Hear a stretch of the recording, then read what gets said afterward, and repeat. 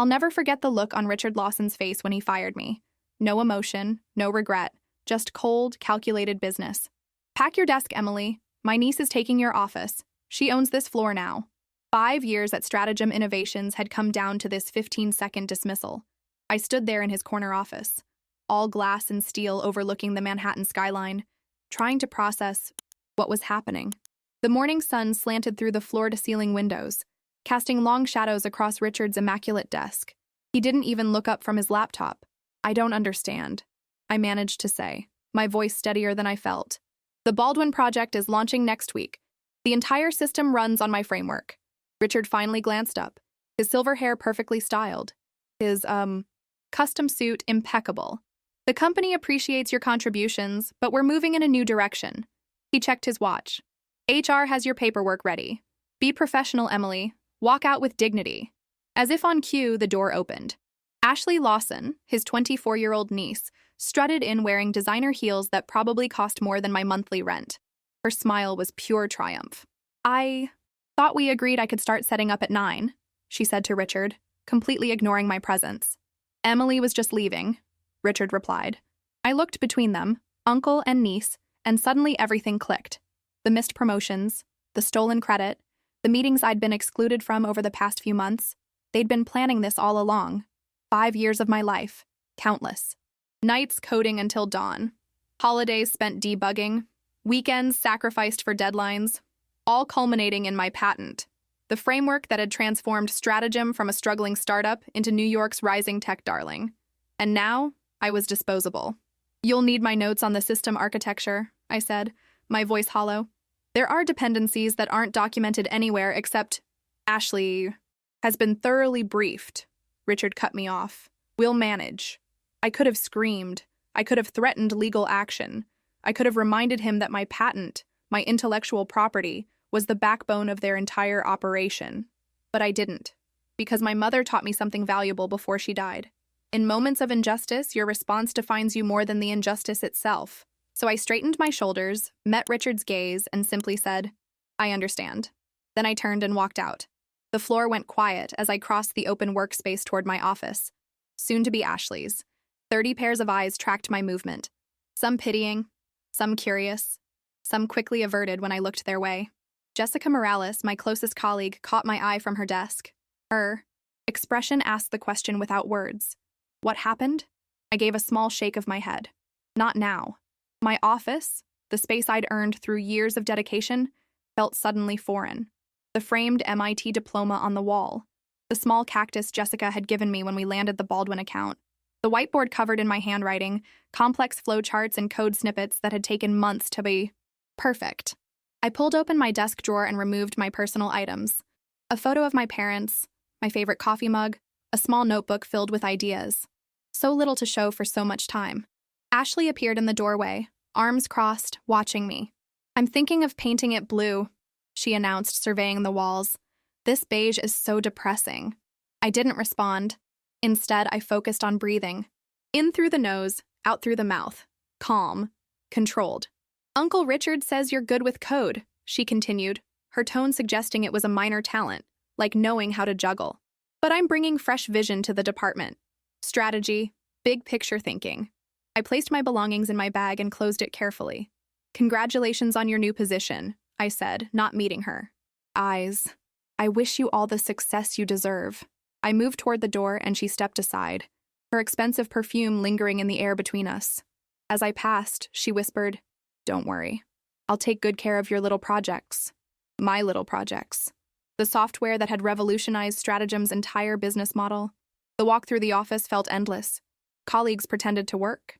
As I passed, their fingers motionless on keyboards, their eyes following me until I reached the elevator. Jessica caught up to me there, her face flushed with anger. What the hell is happening? She demanded, keeping her voice low. I've been let go, I said simply. The words felt foreign in my mouth. That's insane. You're the backbone of this place. Jessica's dark eyes flashed with indignation. This is because of that spoiled brat, isn't it? Everyone knows she couldn't code her way out of a paper bag. The elevator arrived with a soft ping. I stepped inside, holding the door open. I need to process this. Can we talk later? Jessica nodded, squeezing my arm. I'll call you tonight. This isn't right, Emily. The doors closed and I was alone. 32 floors down to the lobby, each passing number on the display marking the end of something I had poured my heart into. Outside, New York City continued its relentless pace. Taxis honked. Pedestrians rushed past. The spring air carried the scent of street vendor pretzels and exhaust. I walked without direction, my phone buzzing with notifications I couldn't bring myself to check. 3 blocks later, I found myself at Bryant Park, where I collapsed onto a bench, my bag of office belongings beside me. It wasn't just a job. It was my creation, my vision, my patent. I pulled out my phone and opened my email, scrolling to find a specific message from 18 months ago. There it was, the confirmation from the patent office. The framework I'd developed wasn't just Stratagem's property, it was mine. The company had licensing rights, but the intellectual property belonged to Emily Carter. As this realization washed over me, my phone rang. The screen displayed a name I recognized instantly: Thomas Green, CEO of Stratagem Innovations. I stared at it, heart pounding. Richard's boss. The man who had praised my work at last year's holiday party but probably couldn't pick me out of a lineup. I answered, on the 4th ring. Hello? Ms. Carter. His voice was deep, authoritative. I understand there's been a significant personnel change today. You could call it that, I replied, surprising myself with the edge in my voice. I'd like to discuss your patent, he said without preamble, and your future with Stratagem. Are you available for a meeting tomorrow morning? The world seemed to pause. Around me. A squirrel froze mid-scamper. A leaf hung suspended in its fall. Yes, I heard myself say. I'm available.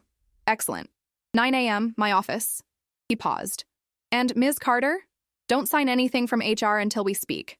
The call ended, and I sat motionless on the park bench, clutching my phone. For the first time since Richard had delivered his cold dismissal, I felt something other than shock. Or humiliation. I felt hope. My apartment in Astoria wasn't much. A 1-bedroom walk-up with questionable plumbing and a view of the building across the street. But that night, it felt like a sanctuary. I kicked off my heels, changed into sweatpants, and poured myself a generous glass of wine. The shock was wearing off, giving way to a deep, simmering anger that I couldn't quite contain. I paced my small living room, replaying the day's events, wondering how I'd missed the signs.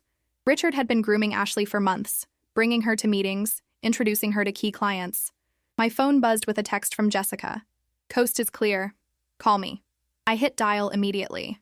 This place is a circus, Jessica said without greeting. Ashley spent the afternoon moving furniture and telling everyone she's reimagining the workspace. She asked me if I knew where we kept the documentation for Emily's little code thing. Despite everything, I laughed. What did you tell her? That she'd need to ask you, since you're the only one who understands the architecture. Jessica paused. What's your plan, Em? You can't just let them push you out like this. I took a deep breath. Thomas. Green called me. He wants to meet tomorrow to discuss my patent. Silence on the line then. Holy shit. Yeah. Richard doesn't know, does he? That you own the patent outright? I'm guessing not, I said. The licensing agreement went through legal, but Richard always treated it like a formality. He never actually read the details. This is big. I could hear the smile in Jessica's voice. What are you going to do? I moved to my desk and opened my laptop. I'm going to prepare for my meeting with the CEO. After hanging up, I spent hours reviewing the patent documentation, the licensing agreement, and Stratagem's product roadmap. Everything, from their flagship client management system to the new mobile platform, ran on my framework. Without it, they'd have to rebuild from scratch. Years of work, millions of dollars. Around midnight, exhausted but clear-headed, I closed my laptop. I knew exactly what I wanted: recognition, respect, and protection for my work. Not revenge, just justice. The next morning, I dressed carefully in my best suit, charcoal gray with a subtle pinstripe, and took the subway to Manhattan. The Stratagem building loomed over Fifth Avenue, all glass and sharp angles. Yesterday, it had felt like home.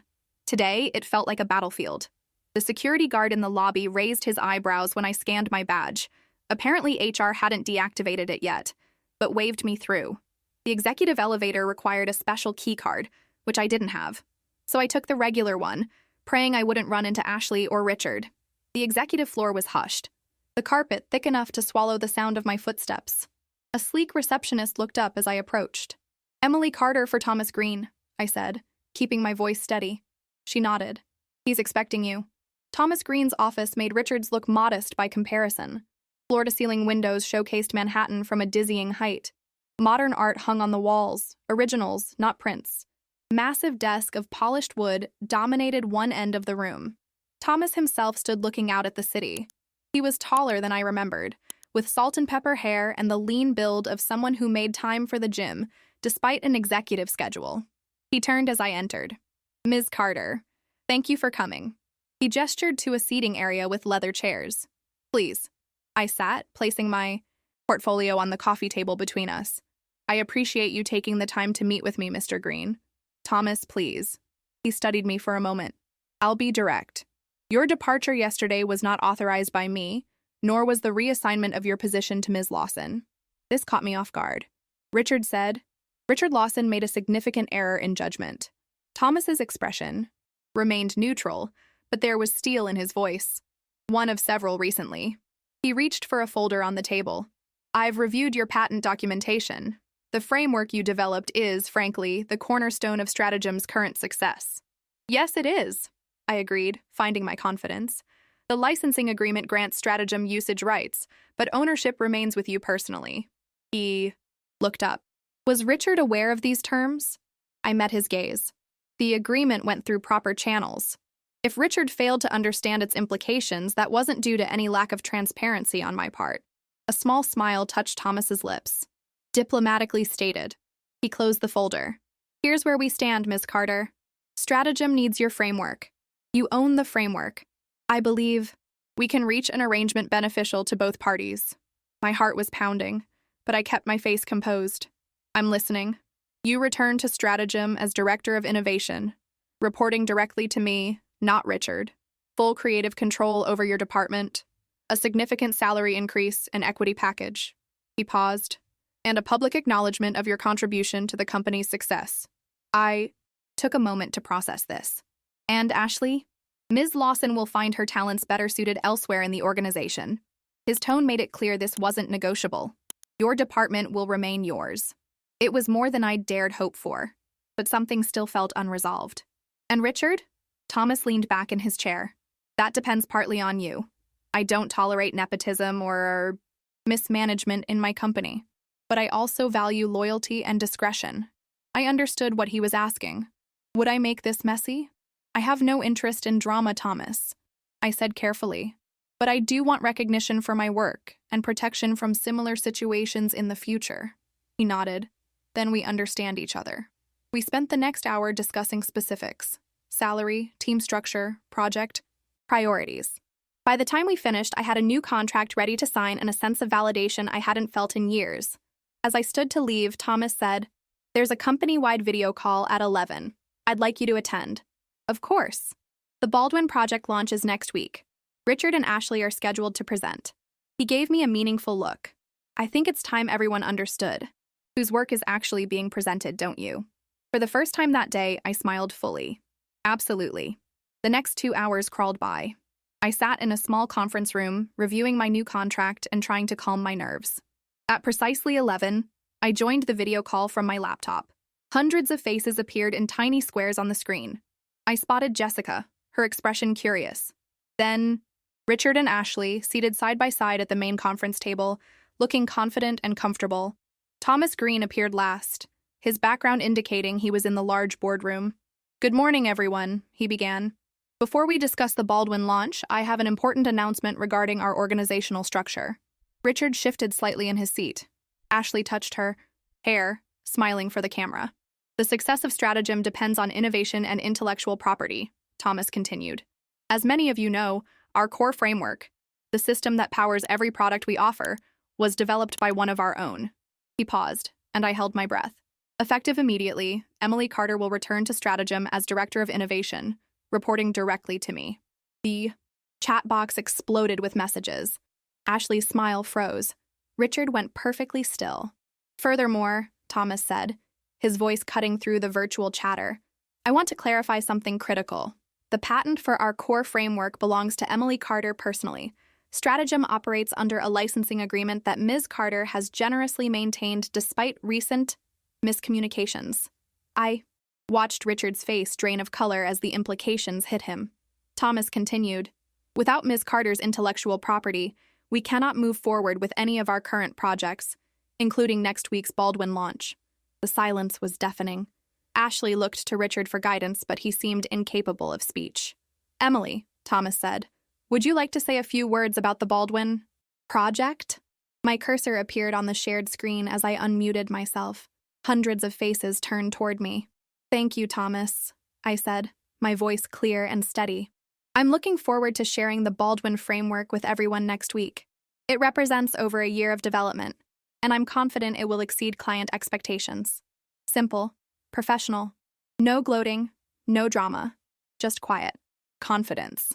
As the meeting continued, I watched Richard and Ashley exchange panicked glances. They had thought me powerless, disposable. They had been wrong.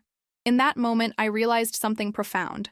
My greatest victory wasn't in the promotion or the public acknowledgement. It was in staying true to myself when it would have been easier to burn everything down. I had walked out with dignity yesterday. Today, I would walk back in with power. The following Monday, I arrived at Stratagem headquarters at 7:30 a.m., early enough to settle in before the regular workday began. The security guard greeted me with a nod and a new access badge that granted entry to the executive floor. A small victory, but one that felt significant. The office was quiet, morning light streaming through the windows. As I made my way to my new space, not my old office, but a larger one near Thomas's suite, the nameplate was already in place. Emily Carter, Director of Innovation. Seeing my name etched in brushed metal sent a small thrill through me. I set down my bag and took a moment to absorb the reality of my situation. 3 days ago, I'd been unceremoniously fired. Today, I was returning with more authority than I'd ever had. Life could change in an instant, for worse, but sometimes also for better. As I arranged my belongings, a soft knock drew my attention to the doorway. Jessica stood there holding 2 coffees, her expression a mix of excitement and uncertainty. "I wasn't sure you'd be in this early," she said, offering me one of the cups. But I took a chance. I accepted the coffee, gratefully. Old habits die hard. "Thanks for this." Jessica closed the door behind her and lowered her voice. "The whole office is buzzing. Nobody can talk about anything else." She perched on the edge of my desk. "Richard hasn't shown his face since Friday's call, and Ashley's been reassigned to the marketing department." "Marketing?" I couldn't hide my surprise. "That's generous." Jessica smirked. "Nepotism dies hard too. But word is Thomas put her on probation. One mistake and she's out completely." She studied me over the rim of her coffee cup. "How are you feeling about all this?" I considered the question carefully. Vindicated. Relieved. I paused. But not vengeful. Does that make sense? Perfect sense. That's why everyone respects you, Em. She glanced at her watch. "I should go. The team meeting is at 9 and I want to finish the Baldwin slides for you." "Actually," I said, "I'd like you to present them with me. You've been just as involved in the project." Jessica's eyes widened slightly. "Seriously?" "Absolutely. No more stolen credit around here. Not on my watch." After Jessica left, I spent the next hour reviewing emails and preparing for the day ahead. At precisely 8:45, my phone rang. Thomas Green. "Emily, good morning. Settled in?" "Yes, thank you."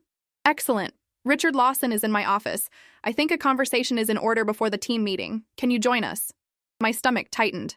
"Of course. I'll be right there." I took a deep breath, straightened my blazer, and made the short walk to Thomas's office. His assistant waved me directly.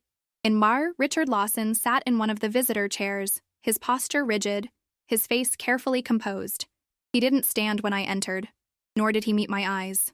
"Emily, please sit," Thomas said, gesturing to the chair beside Richard. "Richard has something he'd like to discuss." I sat, maintaining a professional distance, my hands folded in my lap. The silence stretched for several seconds before Richard cleared his throat. "I owe you an apology," he began, his voice lacking its usual confidence. "My actions last week were unprofessional and short-sighted." I waited, saying nothing, allowing him to fill the uncomfortable silence. "I failed to properly value your contributions to Stratagem," he continued, "and I made personnel decisions based on personal relationships rather than merit." Thomas watched the exchange with sharp eyes, his expression neutral. "I understand if you're angry," Richard added when I didn't immediately respond. but I hope we can find a way to work together professionally moving forward. I considered my words carefully. This wasn't about humiliating Richard. It was about establishing clear boundaries. I appreciate your apology, I said finally. And yes, I believe we can maintain a professional relationship. My priority is the success of the projects and the team. Richard nodded, relief evident in his face. Thank you. Thomas leaned forward. To be clear, the organizational structure has changed. Emily now leads innovation as a direct report to me. Richard, you'll continue to oversee business development, but without oversight of the technical divisions. It was a significant demotion, though Richard maintained his executive title. His power within the company had been severely diminished. I understand, Richard said stiffly. Good, Thomas replied. Emily, the team is waiting. Richard and I have a few more matters to discuss. I recognized the dismissal and stood. Thank you, Thomas. Richard. I nodded to each in turn and left the office. As I walked toward the conference room, I felt oddly light. I had faced Richard without anger or pettiness, maintained my dignity, and emerged with my position stronger than before. The victory was sweeter for its restraint. The conference room fell silent as I entered. 20 faces turned toward me. Some curious, some supportive, some wary. These were my colleagues, many of whom had watched me clean out my desk just days before. Now I stood before them as their director. Good morning, everyone, I began, my voice steady. Thank you for your patience during this transitional period. I'm excited to be back and looking forward to working with all of you on the Baldwin launch and beyond. I paused, searching for the right words. I believe in this team and the work we do. Moving forward. I want to emphasize collaboration, recognition of individual contributions, and open communication. Jessica caught my eye from across the room and gave me a subtle thumbs up. Now, let's talk about Baldwin, I continued, pulling up the presentation slides. Jessica and I will walk you through where we stand and what needs to happen before next week's launch. The meeting proceeded. Smoothly after that, focused on work rather than office politics. By the end, the tension had dissipated, replaced by the familiar energy of a team tackling a challenging project. As people filed out, Jessica lingered behind. That went well, she observed. You didn't even mention what happened. No need, I replied, gathering my notes. Results speak louder than complaints. The rest of the day passed in a blur of meetings, emails, and planning sessions. I made a point of speaking individually with each team member, reassuring them about their roles and the direction of the department. Most seemed relieved. A few remained cautious, perhaps worried about divided loyalties. Around 6, as the office began to empty, I noticed Richard packing up his things across the floor. Our eyes met, briefly through the glass walls that separated our spaces. He gave a small, tight nod before turning away. I stayed late, reviewing the Baldwin Code one last time. The framework we'd developed would revolutionize how Stratagem's clients managed their data. More efficient, more secure, more intuitive. It was good work I was proud of. My phone buzzed with a text from Jessica. Drinks too. Celebrate your triumphant return? I smiled but declined. Rain check? Need to finish something here. Tomorrow then. You can't avoid celebrating forever. As I finally prepared to leave around 9, Thomas appeared in my doorway. Working late already? He asked. Just making sure everything's perfect for Baldwin. He nodded approvingly. That's why you're in that chair. But don't make a habit. Of these hours, we need you sharp. I'll remember that. Thomas hesitated, then added, For what it's worth, you handled the situation with Richard admirably today. Many would have demanded his termination. That wouldn't have served any purpose except revenge, I replied, and revenge is exhausting. A small smile crossed his face. Indeed it is. Good night, Emily. Good night, Thomas. As I rode the elevator down to the lobby, I reflected on the whirlwind of the past few days. I had lost and regained my position, faced betrayal and vindication, all because of a patent, a collection of ideas that had changed the trajectory of my career and perhaps my life. Outside, New York was alive with evening energy. Yellow taxis streamed past, pedestrians hurried along the sidewalks, restaurants glowed with warm light. I decided to walk for a while, savoring the spring air and my newfound sense of security. My phone rang, an unknown number. I almost let it go to voicemail but answered at the last moment. Emily Carter. My voice echoed in the canyon of buildings. Ms. Carter, this is Diane Mercer from the Women in Technology Foundation. The voice was warm, professional. I'm calling Because your name has been put forward for our annual Innovation Award. Would you have time to discuss this opportunity? I stopped walking, stunned. The Innovation Award was prestigious, career-defining. Yes, I managed to say. I'd be very interested in learning more. Wonderful. Thomas Green spoke very highly of your work on the patent framework at Stratagem. We'd love to feature you at our gala next month. As the conversation continued, I found myself smiling. This wasn't just professional validation, it was public recognition on a scale I'd never imagined. When the call ended, I stood for a moment on the busy sidewalk, watching the city pulse around me. 3 days ago, I'd been devastated, humiliated, uncertain of my future. Now I was being considered for one of the industry's highest honors. Life could change in an instant, sometimes for the better. The Baldwin launch was a triumph. The client's CEO practically glowed as Jessica and I demonstrated how the new system would cut their processing time in half while doubling security. When I explained that the framework was patented technology exclusive to Stratagem, Thomas nodded approvingly from the back of the room. Richard attended the presentation but remained silent throughout, his expression carefully neutral. I noticed he'd moved his office to another floor, a physical distance to match his professional demotion. Ashley was conspicuously absent, reportedly buried in market research reports in her new role. As the clients filed out, handshakes and congratulations all around, Thomas approached me. Excellent work, Emily. This is exactly why your position here is so valuable. Thank you. I glanced at Jessica, who was packing up our demonstration materials. It was a team effort. Indeed. Thomas lowered his voice. The board has requested your presence at next week's quarterly meeting. They'd like to hear directly about your innovation roadmap. This was unusual. Individual directors rarely presented to the board directly. I'd be happy to prepare something, I replied, trying not to show my surprise. Good. And perhaps you could join me for dinner this evening. There's another matter I'd like to discuss. I hesitated only briefly. Of course. Thomas named an upscale restaurant in Tribeca and suggested 8 o'clock. As he walked away, Jessica raised an eyebrow at me. Dinner? With the CEO? She whispered. Moving up in the world, Carter. I rolled my eyes. It's business, not personal. If you say so. She grinned. But wear something nice, just in case. The rest of the day passed quickly. I met with my team to review the successful launch and outline priorities for the coming weeks. Everyone seemed energized by our success, eager to build on the momentum. Even the team members who had been cautious about my return were warming up, offering ideas and volunteering for new projects. At 7, I slipped away to freshen up before dinner. I hadn't packed a change of clothes, but my charcoal suit was professional enough for most restaurants. I touched up my makeup in the office bathroom, wondering what Thomas wanted to discuss that couldn't be addressed during work hours. The restaurant was elegant but understated. White tablecloths, soft lighting, discreet service. Thomas was already seated when I arrived, nursing what looked like scotch on the rocks. Emily, thank you for joining me, he said, standing as I approached. I hope you don't mind the venue. The food is excellent, and they respect privacy. It's lovely, I replied, taking the seat opposite him. After ordering drinks and appetizers, Thomas got directly to the point. The Women in Technology Foundation contacted you about their Innovation Award, yes?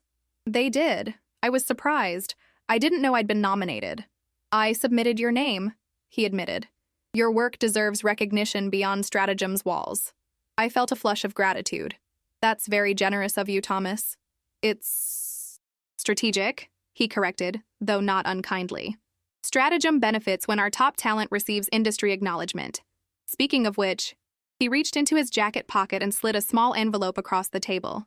The board approved this today. I wanted to deliver it personally. Inside was a formal letter confirming a significant equity grant, far more than had been outlined in my new contract. This is, I searched for words, unexpected. It's earned, Thomas replied. And it addresses a concern you expressed during our initial meeting, protection against future situations like what occurred with Richard. I understood immediately. With this level of equity, I would have a tangible stake in the company. Not just an employee, but an owner. It was security and recognition in one powerful gesture. Thank you, I said sincerely. This means a great deal to me. Thomas nodded, satisfied. Now, tell me more about your plans for expanding the patent framework. I understand you have ideas for applications beyond our current market.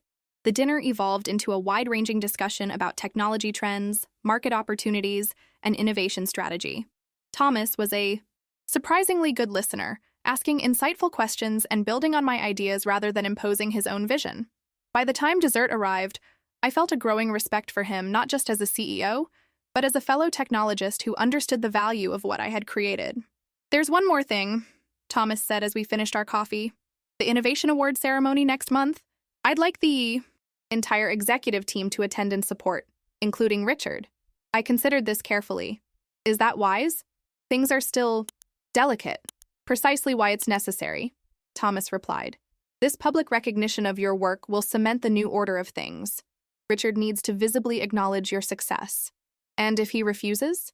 Thomas's expression hardened slightly. "He won't. Richard values his position at Stratagem, diminished though it may be. He'll do what's expected." I wasn't entirely comfortable with this use of power, even in my favor. I don't want to create more tension. "This isn't about punishment, Emily. It's about clarity." Thomas leaned forward. "Everyone at Stratagem needs to understand that innovation, your innovation, drives this company's success. Having the entire executive team present for your award sends that message unequivocally." Put that way, I could see his point. This wasn't personal vindictiveness. It was strategic realignment. "All right," I agreed, "but I'd like to speak with Richard myself before the event. Clear the air, so to speak." Thomas studied me for a moment, then nodded. "Fair enough. Just be careful. Richard is politically skilled, if nothing else." After dinner, Thomas insisted on seeing me to a taxi despite my protests that the subway was more efficient at that hour.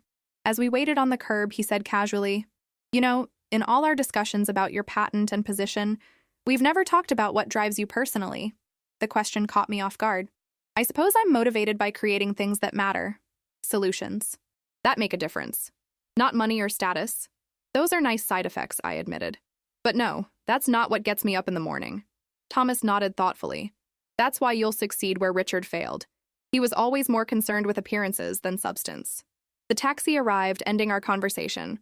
As I settled into the back seat, Thomas said, "The board meeting is Tuesday at 10. Send me your presentation draft by Monday afternoon." "Will do. Good night, Thomas." "Good night, Emily." The taxi pulled away, and I watched Thomas's figure recede in the rear window. Our dinner had shifted something in our relationship, from purely professional to something more collaborative, almost mentorship. The next morning, I arrived at the office to find a vase of elegant, airy, white lilies on my desk with a small card. "Congratulations on Baldwin. Your patent is changing the game. T." Jessica spotted them immediately when she stopped by for our morning catch-up. "Dinner must have gone well," she teased, touching one of the blooms gently. "It was productive," I said, ignoring her insinuation. "Thomas wants me to present to the board next week." "Wow." Jessica's eyebrows rose. "That's a big vote of confidence." "And slightly terrifying," I admitted. "I need to start preparing." "Want help?" "Absolutely." We spent the morning outlining the presentation, innovation roadmap, market applications, competitive advantages of my patented framework. Around noon, I decided it was time to address the other item on my agenda, Richard. His new office was smaller than his previous space, tucked away on a lower floor. His assistant gave me a startled look as I approached. "Is he available?" I asked. "Let me check." She spoke briefly into her phone, then nodded. "You can go in." Richard was standing at his window, looking out at a view considerably less impressive than his former one. He turned as I entered, his expression guarded. "Emily, this is unexpected. I thought we should talk," I said, closing the door behind me. "About the Innovation Award ceremony next month." He gestured to a chair but remained standing himself. "Thomas mentioned you'd been nominated. Congratulations." "Thank you." I sat, maintaining eye contact. "Thomas wants the executive team to attend." Richard's jaw tightened almost imperceptibly. "I gathered as much. I wanted to make sure you were comfortable with that," I said carefully, "given our history." He looked surprised at my consideration. "Comfortable?" He gave a short laugh. "No. But necessary?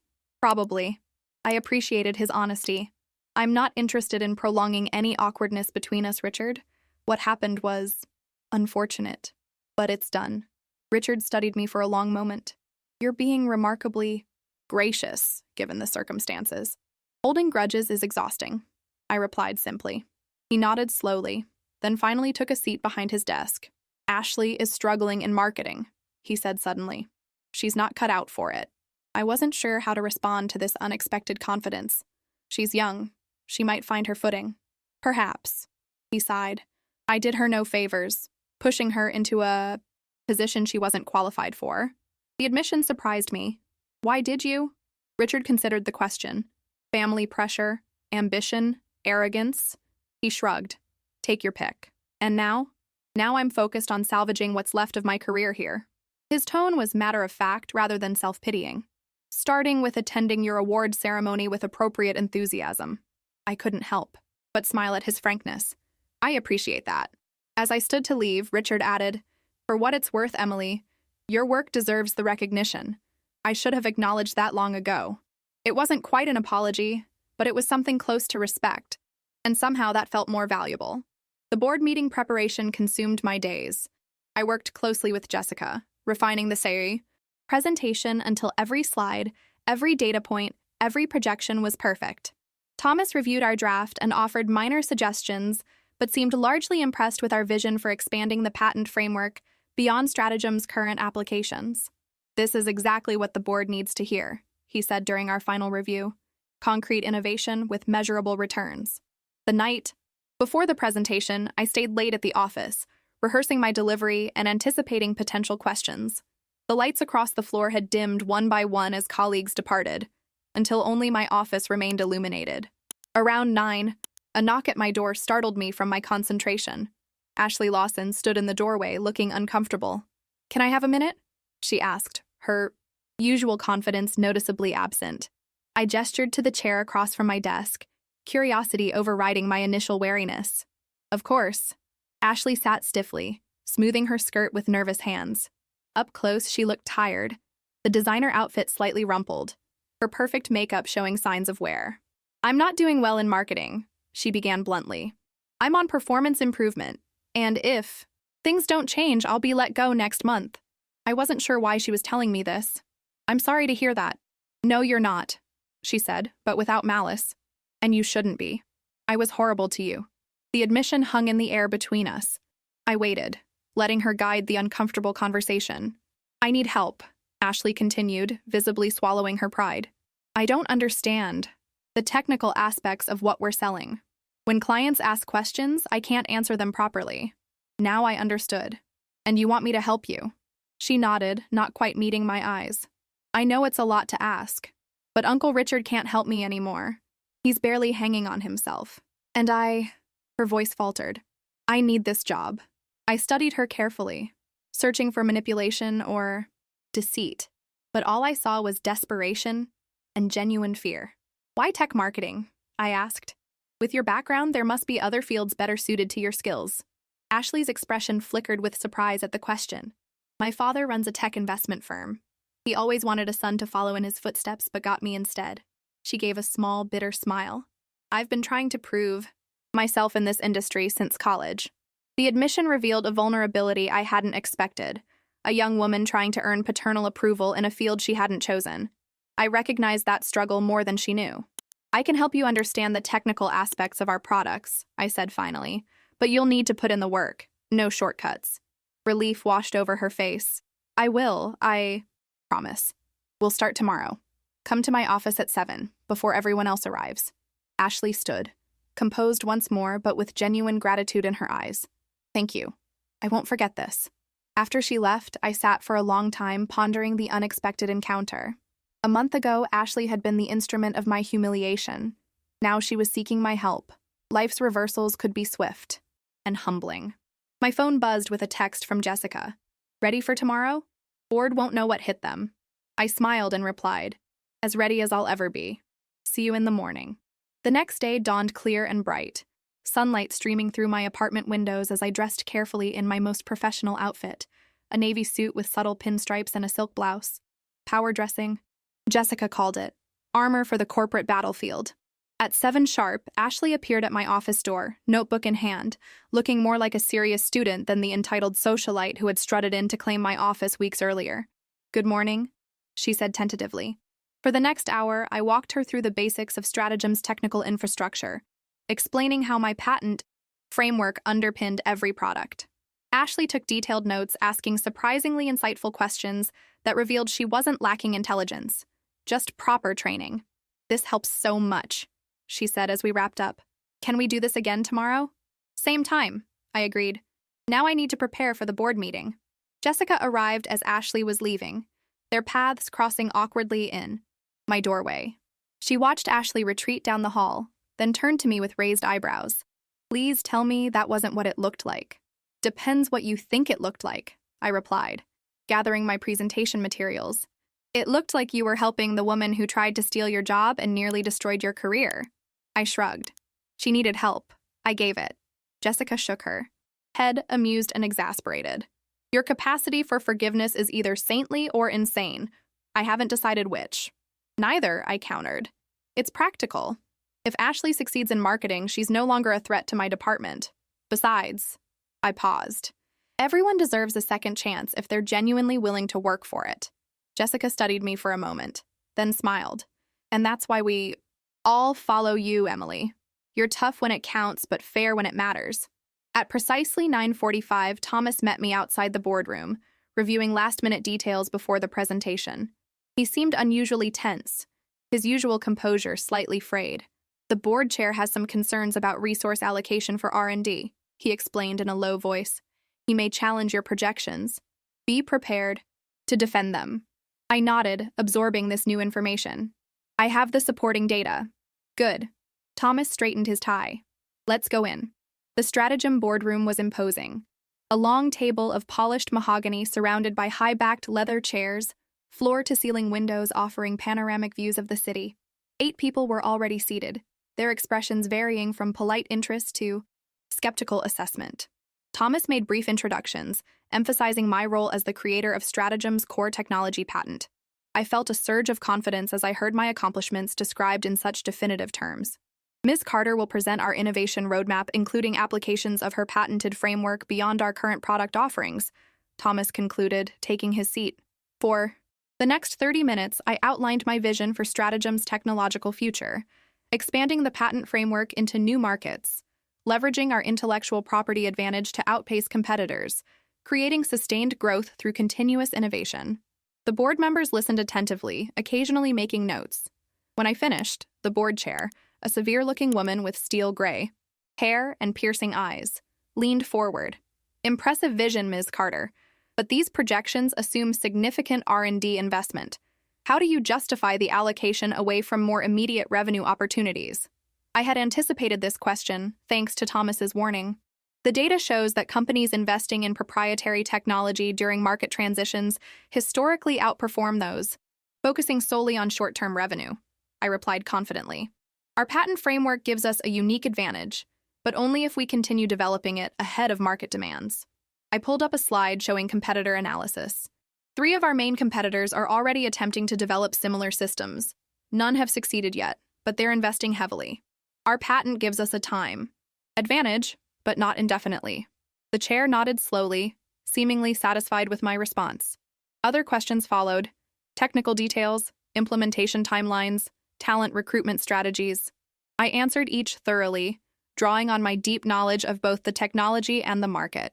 By the time the presentation concluded, the atmosphere in the room had shifted from skeptical assessment to engaged interest. Several board members approached me afterward, asking for additional information or expressing support for the innovation direction. Thomas looked pleased as he escorted me out. Well done, Emily. The board was impressed, particularly Diane Harper, the chair. She rarely offers compliments. Thank you for the heads up about her concerns, I said. It helped me prepare. That's what partnership is about, he replied. Which reminds me, the Innovation Award ceremony is in 2 weeks. The executive team will attend, as discussed, including Richard. I nodded, remembering my conversation with Richard. He seemed accepting of the situation when we spoke. Good. Thomas checked his watch. I have another meeting, but let's debrief further this afternoon. As he walked away, Jessica appeared, her expression eager. Well, how did it go? Better than expected, I admitted. The board seemed genuinely interested in expanding the patent applications. Of course they were. It's brilliant work. She lowered her voice. Also, you'll never guess what I just heard. Ashley's father is visiting the office today. Apparently, he's some big-shot investor considering a partnership with Stratagem. I recalled Ashley's comment about her father's tech investment firm. Interesting timing. Word is he's having lunch with Thomas and Richard? Jessica raised an eyebrow.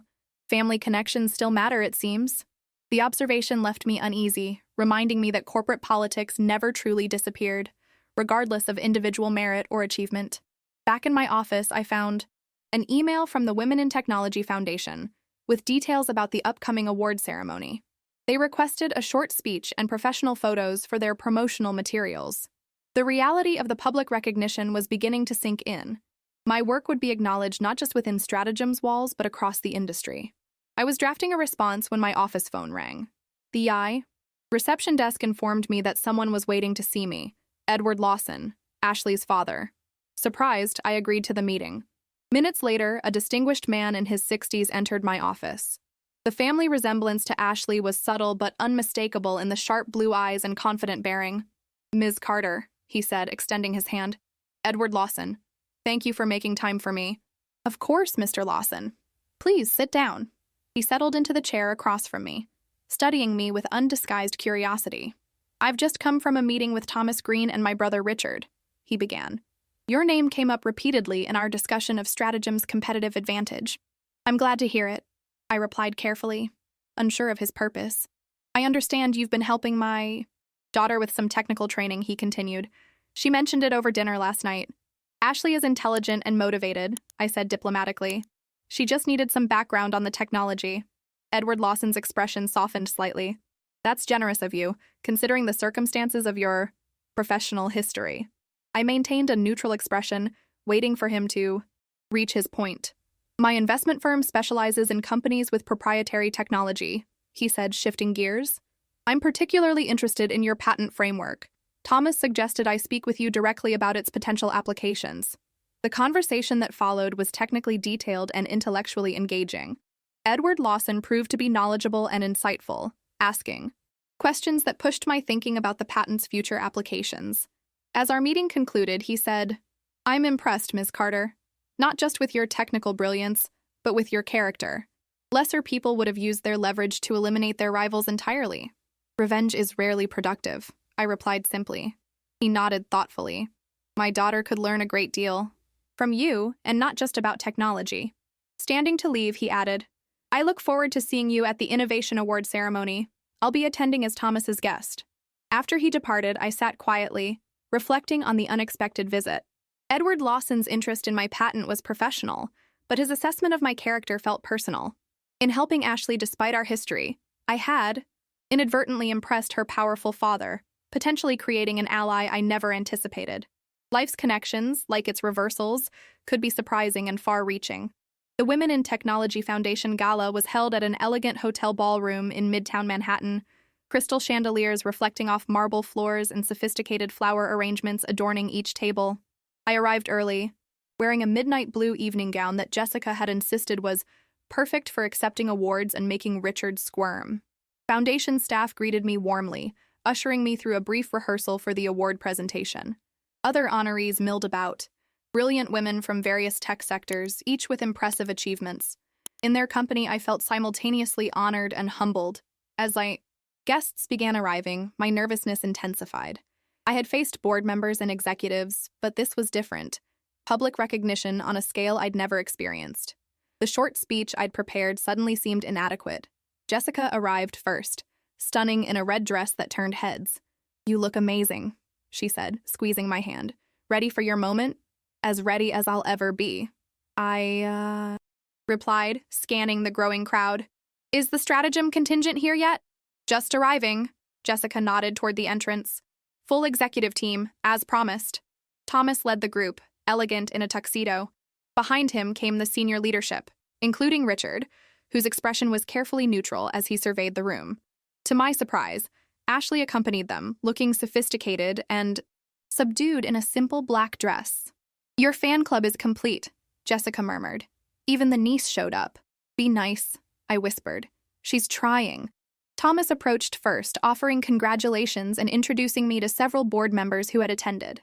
Richard hung back, making small talk with other guests, clearly avoiding immediate interaction. Ashley, however, made a direct line toward me once the initial greetings concluded. "Emily," she said, her voice lacking its former entitlement. "You look beautiful." I wanted to wish you good luck before everything gets busy. Thank you, Ashley, I replied, genuinely touched by the gesture. I appreciate you coming. Are you kidding? The whole company is talking about this. She glanced around the elegant room. It's well-deserved. Jessica raised an eyebrow but said nothing. Ashley excused herself to find her seat, leaving us momentarily alone. That was unexpected, Jessica admitted. Maybe your little mentoring sessions are working. People can change when given the chance, I said quietly. The foundation director signaled that it was time to begin. Guests moved toward their assigned tables, and I took my place at the front with the other honorees. From this vantage point, I could see the entire stratagem table, Thomas at the center, Richard to his right, Ashley and other executives filling the remaining seats. The ceremony began with a video presentation about women's contributions to technology, followed by introductions of the honorees. When my turn came, the presenter outlined my career achievements, culminating with the patent framework that had transformed Stratagem's business. Emily Carter's innovative approach has not only created a competitive advantage for her company, but has established a new standard in the industry, the presenter concluded. We are honored to present her with this year's Innovation Award. Applause filled the room as I approached the podium, the crystal award cool and heavy in my hands. Looking out at the audience, I saw Jessica beaming with pride, Thomas nodding approvingly, and, most surprisingly, Richard Lawson joining the applause with what appeared to be genuine respect. I took a deep breath and began my prepared remarks, thanking the foundation and acknowledging Stratagem's support. But as I spoke, I felt moved to add something unplanned. Innovation isn't just about technology, I said, my voice steady despite my racing heart. It's about resilience, finding new paths when old ones are blocked. It's about believing in your work even when others don't see its value yet. I paused, making brief eye contact with Richard before continuing. And it's about forgiveness, recognizing that we all make mistakes in pursuit of our goals. True innovation comes not just from brilliant ideas, but from the courage to move forward without being defined by past setbacks or resentments. As I concluded, the applause seemed warmer, more personal. I returned to my seat, feeling a weight lift from my shoulders, the last lingering burden of bitterness I hadn't realized I was still carrying. The remainder of the ceremony passed in a blur. Afterward, during the II reception, colleagues and industry peers approached with congratulations and questions about my work. Thomas stayed close, facilitating introductions to influential figures and potential partners. Eventually, Richard approached, champagne glass in hand. "Congratulations, Emily," he said, his voice subdued but sincere. "Your speech was unexpected." "Thank you, Richard." He hesitated, then added, "The part about forgiveness? Was that directed at me?" "Partly," I admitted, "but also at myself. Holding on to anger was becoming exhausting." "Well, it was gracious. More than I deserved." He glanced across the room to where Ashley stood chatting with a foundation board member. "She tells me you've been helping her. I want to thank you for that." "She's working hard," I said honestly. "And she's smarter than you gave her credit for." Richard's expression turned reflective. Perhaps I was too focused on what she represented, continuation of the Lawson name at Stratagem, rather than who she actually is. He sighed. One of many miscalculations. Before I could respond, Edward Lawson joined us, clapping his brother on the shoulder with familiar ease. "Richard, Emily, what a wonderful evening." The brothers exchanged pleasantries, their interaction revealing complex family dynamics beneath the surface. Edward turned to me. "That was a powerful speech, Ms. Carter, particularly your thoughts on forgiveness." "Thank you, Mr. Lawson." "Edward, please." He smiled warmly. "I've been speaking with Thomas about a potential investment in Stratagem, specifically in the expansion of your patent applications." Richard looked surprised at this information, clearly not having been included in these discussions. The power dynamics between the brothers were shifting visibly before my eyes. "That's exciting news," I replied carefully, aware of Richard's discomfort. "Indeed." Edward's gaze shifted between his brother and me. "Innovation paired with integrity is a rare and valuable combination. I believe Stratagem has both, thanks in no small part to you." After the Lawsons moved on, Jessica appeared at my side. "What was that about?" "You three looked intense." I explained Edward's investment interest. "Apparently, Thomas has been negotiating with him directly." Jessica whistled softly. No wonder Richard looked uncomfortable. His brother's financial support would give Thomas even more leverage in the company. The implication wasn't lost on me. The corporate chess game continued, with my patent as a central piece on the board. The evening concluded with final congratulations and promises of future collaboration. As the crowd thinned, Thomas approached for a final word. "You represented stratagem brilliantly tonight, Emily," he said. "The board is impressed. Potential investors are intrigued, and your professional reputation is solidified." He smiled. "Everything we hoped for." His phrasing caught my attention. "We?" "The company," he clarified. "Your success reflects well on all of us." As I gathered my things to leave, I felt a curious mix of emotions: pride in the recognition, gratitude for the support, but also a growing awareness that my patent and personal story were becoming valuable corporate assets, carefully leveraged by Thomas and others. In the taxi home, clutching my award, I wondered if this was the true nature of corporate success: personal achievement inevitably becoming part of a larger strategic narrative beyond your control. The following Monday, I returned to work to find my award had been placed in a prominent display case in the stratagem lobby, alongside a professional photo from the ceremony and a description of my patent framework. My private triumph had been transformed into public company property, both flattering and slightly unsettling. Jessica brought coffee to my office, as had become our morning routine. "Celebrity status achieved," she teased. "How does it feel to be Stratagem's poster child for innovation?" "Complicated," I admitted. "Validating, but also a bit calculated," she offered. I nodded, relieved that she understood. Thomas is using my story, our conflict with Richard, my return, the award, to position the company a certain way. It's strategic. Of course it is. Jessica settled into the chair across from me. That doesn't make your achievements any less real or deserved. I know. It's just not as simple as Emily wins, Richard loses anymore. It never was, she pointed out. Corporate politics are always layered, but you've navigated them with integrity, which is rare. My phone buzzed with a calendar notification. My morning technical session with Ashley.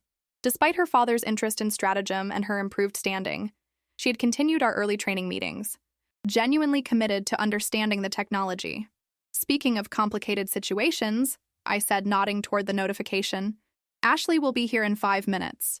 Jessica stood to leave. "Your capacity for mentoring your former enemies remains both admirable and slightly concerning." "Not enemies," I corrected, "just people who made poor choices." After she left, I prepared for Ashley's session, reflecting on how much had changed in the weeks since Richard had coldly dismissed me from my office. The patent that had been my private creation had become a corporate cornerstone, transforming not just my career, but the entire power structure at Stratagem. The award ceremony had marked a public turning point, but the real victory was quieter. The inner peace that came from choosing dignity over vengeance, collaboration over conflict, forgiveness over bitterness. Ashley arrived promptly, her notebook ready, her questions prepared. As we began reviewing the latest technical documentation, I realized that my most meaningful achievement wasn't displayed in Stratagem's lobby. It was here, in this simple morning routine where knowledge was shared, mistakes acknowledged, and new beginnings forged, proof that even in the competitive corporate world, growth could triumph over grievance.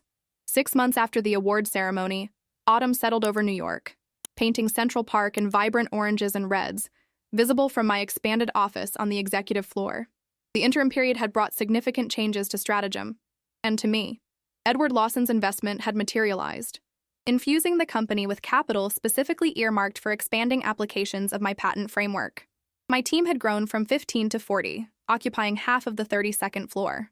The Baldwin project's success had led to 3 major new client acquisitions, each contract explicitly citing my patented technology as the deciding factor. On a personal level, I'd settled into my role as director of innovation with increasing confidence. My early morning technical sessions with Ashley had evolved into a proper mentorship, and she had found her footing in marketing, successfully translating complex technical concepts into compelling client presentations. Richard maintained a professional distance, focused on rebuilding his reputation in business development. Our interactions were cordial, but limited, an arrangement that suited us both. Thomas had become something of a mentor, involving me in strategic decisions and positioning me as the public face of Stratagem's technological vision. Industry publications had featured profiles of my work, and competitors had begun developing their own versions of my framework, none as comprehensive or effective as the original. On this particular Tuesday morning, Thomas's assistant called to schedule an unexpected meeting. He'd like to see you at 10 a.m., she said. Just you, no materials needed. Curious, I arrived precisely on time. Thomas stood at his window, contemplating the cityscape, a posture I'd come to recognize as his thinking stance. Emily, thank you for coming. He gestured to the seating area. I have something important to discuss. I sat, noting his unusually serious expression. Is everything all right? More than all right. He took the chair opposite mine. I've been approached by Nexus Global about a potential acquisition of Stratagem. The news hit like a thunderclap. Nexus was a technology giant, at least 10 times our size.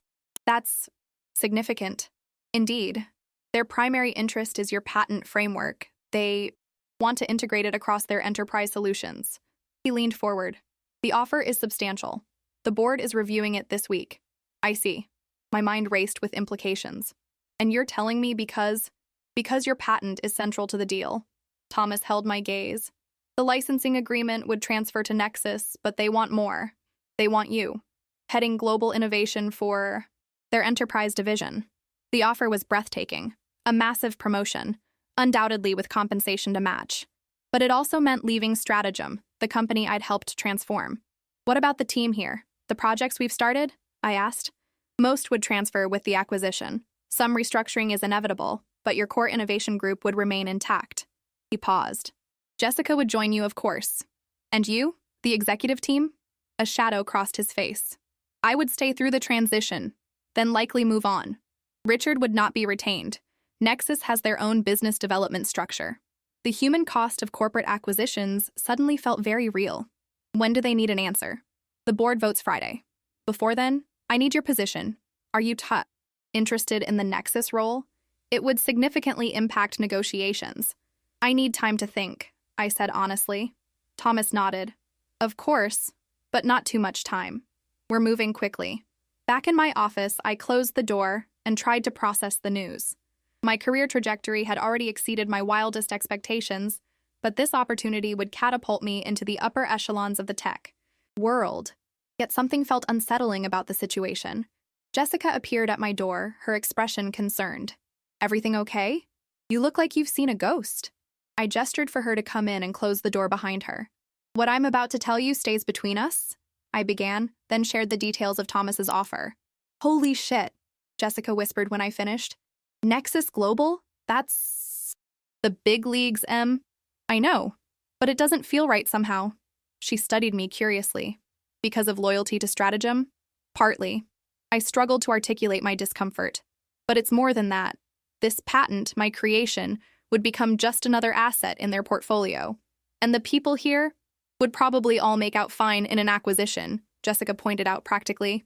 Except Richard, but honestly, who cares? It's not just Richard. I sighed. It's Thomas using my patent as leverage again. The board making decisions based on my intellectual property without including me in the conversation until now. Jessica leaned back, understanding dawning in her eyes. You're tired of being a chess piece, even a valuable one. Exactly. The realization clarified something I'd been feeling for months. My work has been driving Stratagem's success, but I'm still just executing someone else's vision. So what's the alternative? The question hung in the air between us, opening a door I hadn't consciously considered. I don't know yet. The rest of the day passed in a blur of meetings and decisions that suddenly seemed less consequential against the backdrop of Thomas's news. By evening, most of the office had emptied, but light still shone from Richard's office on the lower floor. On impulse, I took the elevator down and approached his door, knocking softly. He looked up, surprised to see me. Emily, come in. I entered, noting the stacks of documents on his desk. Working late? Quarterly business development projections. He gestured vaguely at the papers.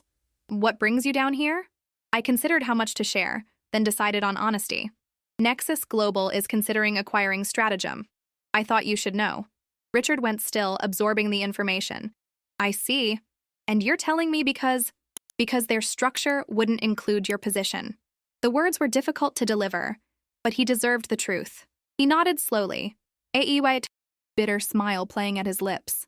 History repeating itself. Now I'm the one being made redundant. I'm sorry, Richard. Don't be. He leaned back in his chair. I've been expecting something like this, Thomas has been systematically reducing my influence since your return. He studied me curiously. What about you? Surely Nexus wants the creator of the patent. They've offered me a global innovation role. Impressive. Congratulations. I haven't accepted yet. Richard's eyebrows rose. Why not? It's a tremendous opportunity. I hesitated, then decided to be completely candid. Because I'm tired of other people profiting from and controlling my intellectual property. Understanding dawned in his eyes. Ah, you're considering alternatives. Maybe. He was quiet for a moment, then surprised me. Have you considered starting your own firm?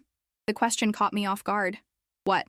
Your patent, your vision, your company. Richard straightened in his chair, suddenly animated. You have the expertise, the industry recognition, and presumably the financial resources after your equity grant and bonus structure. The idea was both terrifying and exhilarating. I wouldn't even know where to begin. With investors who believe in your vision. Richard opened his desk drawer and withdrew a business card, sliding it across to me. My brother Edward has been looking for early-stage investment opportunities in proprietary technology. He was extremely impressed with you. I stared at the card, mind racing. Why are you helping me? This would potentially accelerate stratagems. Acquisition and your situation. Richard considered the question carefully. Let's call it atonement for past mistakes, or perhaps recognition that you deserve to own your success fully. He smiled wryly. Besides, Edward always had better business instincts than I did. He saw your value immediately. As I left his office, card in hand, the seed of an idea had begun to take root. Not stratagem. Not nexus. Something entirely new, built around my vision and my terms. The following morning, I called Edward Lawson and requested a meeting. He agreed immediately, suggesting lunch at his club in Midtown. The venue was old-world elegant, dark wood paneling, leather chairs, discreet service. Edward greeted me warmly. Emily, a pleasure to see you again. I understand congratulations are in order. The Nexus offer is quite the recognition. News traveled fast in these circles. Thank you. Though I'm considering all my options. His eyes lit with interest. Including alternatives to corporate acquisition? I outlined my nascent idea. A new venture built around expanded applications of my patent framework, independent of both stratagem and nexus.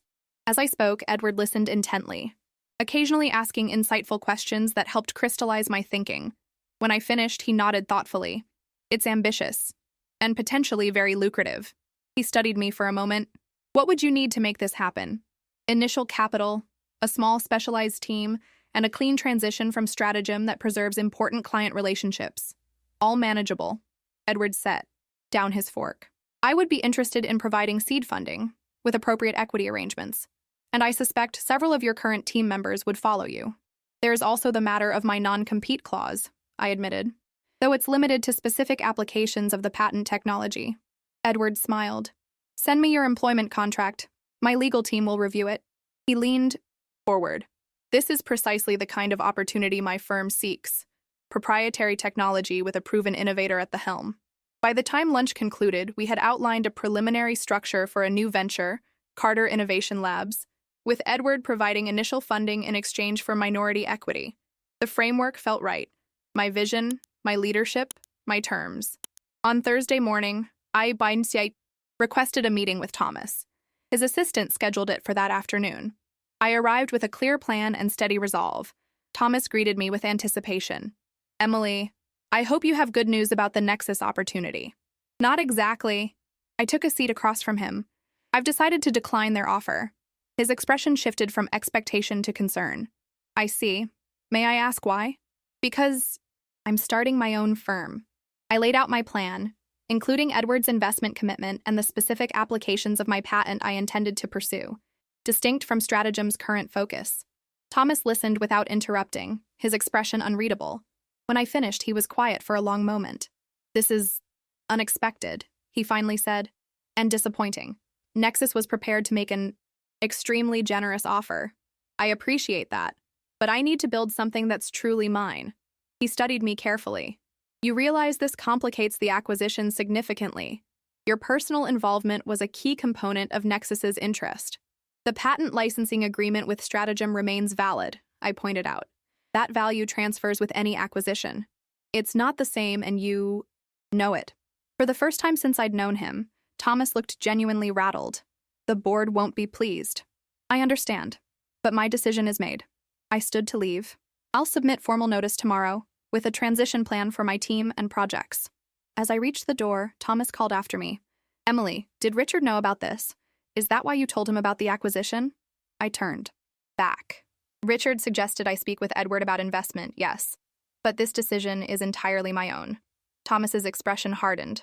I see. Well, I wish you luck with your new venture. The following weeks were a whirlwind of activity. Legal consultations, business planning, discreet conversations with key team members. Jessica agreed to join immediately as Chief Operating Officer. 3 and senior developers from my innovation team also committed, drawn by equity offers and the excitement of building something new. My resignation sent shockwaves through Stratagem. The board called an emergency meeting, ultimately rejecting Nexus's revised offer without my involvement. Thomas maintained professional courtesy during my notice period, but was noticeably cool. Ashley expressed genuine regret at losing our mentoring relationship, but understood my decision. Richard, surprisingly, became an unexpected ally, offering practical advice on client transitions and operational matters. When I thanked him, his response was simple. Sometimes the best redemption comes from helping others succeed where you failed. On my final day at Stratagem, I packed my office for the second time, but this departure couldn't have been more different from the first. No humiliation, no shock, just purposeful transition to a new beginning. As I placed the Innovation Award in my box, Thomas appeared in my doorway. I came to wish you well, he said, his tone more genuine than it had been in weeks. Despite my disappointment in losing you, I respect your courage. Thank you, Thomas. He stepped further into the office. You know, when I first learned about your patent situation with Richard, I saw an opportunity to leverage your talent for Stratagem's benefit. I never anticipated you'd outgrow the role so quickly. Neither did I admitted. Your new venture will be formidable competition in certain markets, he observed. In some areas, yes. In others, potential collaboration might benefit us both. Thomas smiled slightly. Always the diplomat. He extended his hand. Good luck, Emily. You've earned this next chapter. As I shook his hand, I felt the completion of a circle. From dismissed employee to valued executive to independent founder. Each stage had taught me something essential about business, power, and myself. Jessica waited by the elevator, boxes of her own, belongings stacked on a cart. Ready for this? I took one last look around the floor where I'd experienced both my greatest professional humiliation and my most significant growth. Absolutely ready. 1 year later, Carter Innovation Labs occupied the 12th floor of a converted warehouse in Chelsea. Exposed brick walls and industrial windows created a space that felt nothing like Stratagem's. Corporate glass and steel, exactly as I'd intended. Our team had grown to 28, a carefully selected group of innovators committed to expanding the applications of my patent framework in new directions. The transition hadn't been without challenges. 2 patent infringement suits, both settled in our favor, competitive pressure from both Stratagem and Nexus, and the constant stress of building a company from scratch had tested my resolve daily. But standing in our open workspace, watching my team collaborate on projects that were genuinely revolutionary, I felt a satisfaction deeper than any corporate promotion could have provided. My office door opened as Jessica entered, tablet in hand. The quarterly numbers are in, she announced. We've exceeded projections by 17%. That's fantastic. And the Mitchell contract is signed. That puts us ahead of our annual target with 2 months to spare. She set down her tablet. We're doing it, Em. Actually doing it. I smiled at her enthusiasm, which matched my own. What about the new patent application? Legal says we're on track for approval next quarter. The expansion framework is solid. This was particularly significant news. The new patent would build on my original framework, but extend its applications into healthcare systems, a market untouched by my licensing agreement with Stratagem. Perfect. And our meeting with Edward? Scheduled for 2 o'clock. He's bringing potential Series B investors. Our initial seed funding had come exclusively from Edward Lawson, but our growth now required additional capital. Edward had remained a staunch supporter and valued advisor, his business acumen complementing my technical expertise. I should finish my presentation then, I said, turning back to my computer. Jessica lingered in the doorway. Oh, I almost forgot.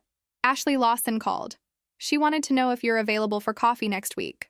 Ashley had remained at Stratagem, eventually earning a legitimate promotion to marketing director based on her own merit. We maintained a friendly relationship, occasionally meeting to discuss industry trends. Tell her Tuesday works. After Jessica left, I returned to my investor presentation, but my thoughts drifted to the journey of the past 18 months. From the moment Richard had coldly dismissed me from my office to today, founder and CEO of my own growing company, the transformation still sometimes felt surreal. A notification appeared on my screen, an industry news alert about Stratagem. I clicked it open to find an announcement. Thomas Green was stepping down as CEO. Richard Lawson would be leaving the company entirely. A corporate restructuring would follow. I sat back, absorbing this news with mixed emotions. Stratagem had struggled since the failed Nexus acquisition and my departure. Several key clients had followed me to Carter Innovation Labs, attracted by our focused approach and cutting-edge applications of the patent framework. My phone rang. Edward Lawson. I assume you've seen the news, he said without preamble. Just now. What happened? The board finally acknowledged the company's, direction was unsustainable. Thomas offered his resignation, and Richard negotiated a generous exit package. Edward paused. There's more. They're interested in discussing a strategic partnership with Carter Labs. This was unexpected. What kind of partnership? Integration of your healthcare patent applications with their existing client base. Cross-licensing on favorable terms. Edward sounded intrigued by the possibility. It could be advantageous for both companies. Who would I be dealing with if Thomas is leaving? They're conducting an executive search. In the interim, the board chair is taking a more active role. He paused. We can discuss this further at our meeting today. After we hung up, I stood and moved to my office window, looking out at the Manhattan skyline. The Stratagem building was visible in the distance, its glass exterior reflecting the autumn sunlight. Once the center of my professional universe, now just another corporate tower among many. The news about Thomas and Richard marked the end of an era. The leadership team that had shaped my early career, for better and worse, was dispersing. Yet here I stood, in an office of my creation, leading AI. Company built on my terms. My phone buzzed with a text from Jessica. Saw the Stratagem news. Karma? I smiled, but replied, just business evolution, nothing personal. At 2 o'clock, Edward arrived with 3 potential investors, serious data-driven executives from established venture capital firms. They toured our space, meeting key team members and reviewing our technology demonstrations with evident interest. In the conference room, I presented our growth strategy and the healthcare patent applications, fielding their questions with confident precision. The energy in the room was positive, the questions challenging but engaged. Your patent framework has proven remarkably versatile, one investor noted. What's your vision for its ultimate application? The question was perfect, and now opening to share the broader purpose that had driven me since founding Carter Labs. Technology should serve human needs, not corporate convenience, I began. The framework I developed initially streamlined business processes, but its real potential lies in systems that improve lives directly: healthcare delivery, educational access, environmental monitoring. I brought up slides showing our current healthcare projects, systems that would reduce medical errors, improve patient outcomes, and lower costs simultaneously. This isn't just about market share or quarterly returns, I continued. It's about creating technology with purpose and integrity. After the presentation, Edward pulled me aside as the investors conferred among themselves. They're impressed, he said quietly, particularly with your vision for healthcare applications. And the Stratagem partnership possibility? An interesting option, but not essential to our growth. Edward studied me with paternal approval. You've built something remarkable here, Emily. Something truly yours. Later that afternoon, as the office began to empty, I remained at my desk, reflecting on the day's developments. A knock at my open door interrupted my thoughts. Jessica stood there, coat over her arm. Heading out soon? She asked. We're celebrating the Mitchell contract at that new place on 8th. I'll join you shortly, just finishing something. After she left, I opened my desk drawer and removed a small frame, the nameplate from my original office at Stratagem. Emily Carter, Senior Developer. I'd kept it as a reminder of where I'd started and how quickly everything could change. Beside it, I placed a business card from my new company, Emily Carter, founder and CEO. The contrast between the two represented more than a change in title. It signified the difference between being valued for what you create and owning the value of your creation. My phone buzzed with another news alert. Stratagem's stock had fallen on the executive departure announcement. The company that had once seemed invincible was now vulnerable, adapting to a changing landscape partly of my making. I felt no schadenfreude at their struggle, only a calm recognition that business fortunes were cyclical. Thomas had leveraged my patent to enhance Stratagem's position. I had leveraged that same patent to build my own company. Neither approach was inherently right or wrong, just different paths reflecting different values. As I prepared to join the team celebration, a final email arrived from an unexpected source, Richard Lawson. Emily, you've likely heard the news of my departure from Stratagem. As I close this chapter of my career, I wanted to express my admiration for what you've built at Carter Labs. Your success represents everything I should have valued when you were under my leadership: innovation, integrity, and vision.